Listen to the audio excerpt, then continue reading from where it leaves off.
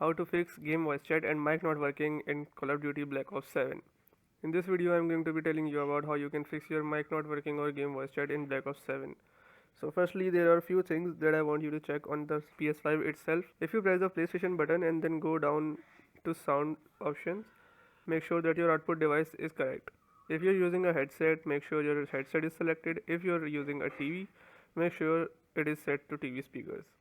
Sometimes the PS5 automatically select a headset even though you're not using any headset. So make sure you double check that. Now from the in-game settings, just like here, go ahead and open up your game settings and click on this settings icon.